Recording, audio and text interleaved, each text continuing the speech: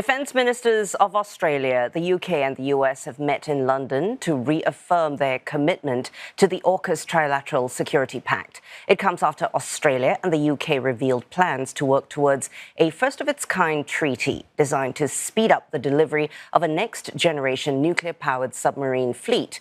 CNA's Stuart Smith explains how this partnership will bolster Britain's strategic position, enhance its defence capabilities while fostering economic opportunities.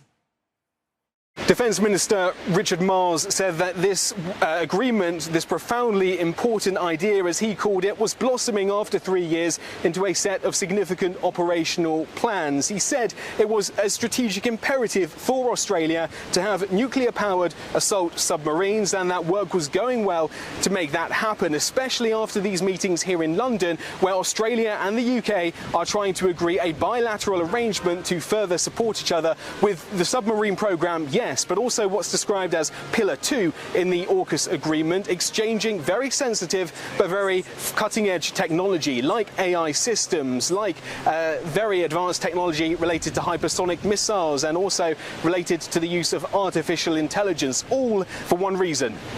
Together we have reaffirmed the extraordinary strength of our Aukus partnership, and we showed our shared vision for an open, free, secure and prosperous Indo-Pacific. A nuclear-powered submarine capability will be greatly in advance of anything that the Collins-class submarines offer us today, as capable as they are. And this is the most significant, or one of the most significant leaps in military capability that our nation has ever taken. It's the first time the Aukus meetings have taken place outside of the United States, and it was an important meeting for London in particular because it has begun negotiations with Australia to help it provide for those new nuclear-powered submarines, a deal which could be worth billions of US dollars that will allow Australia to have the capability that it is after. It means that UK businesses like Rolls-Royce, like BAE Systems, will be involved in the production of these nuclear submarines, and means that trade is as much an aspect of this agreement as is defence. Stuart Smith, CNA, London. And for the very latest on this, Natasha Gutierrez joins us live from Sydney, Australia. Natasha, there's been pushback on the Aukus deal from the Liberal politicians where you are, with one former PM even calling it the worst deal in history. Can you tell us why? That's right. So Australia's participation in the Aukus Defence Pact has had its deal of criticism from Liberal politicians, like you mentioned, particularly from former Australian Prime Minister Paul Keating. He has expressed worry about the Aukus deal, that it would risk handling military control of Australia to the US, and said the government has sold out to the US. Now, Keating is also concerned this deal would make Australia a target for aggression because joining the US and the UK in a military alliance is an implicit opposition to China's growing power in the Asia-Pacific region. And he ultimately believes that there's no need for this deal because Australia is capable of defending itself.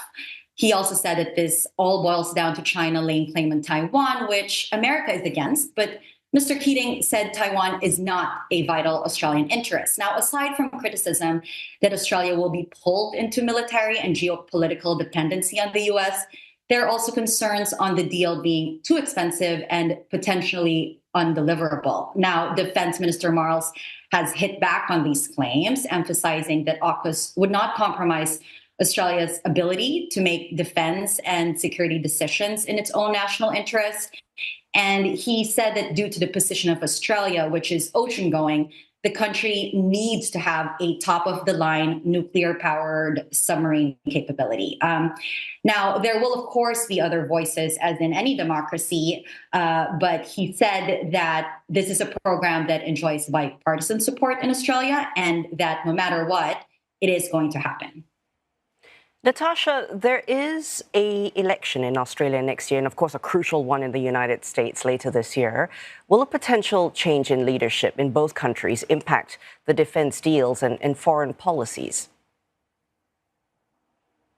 That's a good question. And there is a sense of urgency to get this done before President Joe Biden leaves the White House in January. I think the concern is more on the U.S. change of leadership at this point, because as Defense Minister Marles mentioned, AUKUS enjoys bipartisan support in Australia. So any changes in policy may only happen when and if the skepticism turns into disaffection or resentment. So when ministers and parliamentary secretaries see their budgets sliced due to AUKUS, internal grumblings may start, and then there could be concerns. However, on the US side, a Kamala Harris administration would weigh on the side of delivering, and the risk is framed more around the Trump administration. But again, with that, the prime minister himself has said there is no question in his mind that AUKUS will continue to have the support of any future US administration.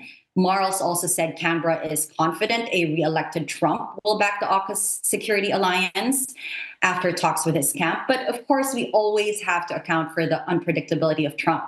However, experts have pointed out that the first delivery of the submarine is not until 2032, which would be after the Trump administration, after he has already left. Thank you so much for that. Natasha Gutierrez speaking with us live from Sydney, Australia.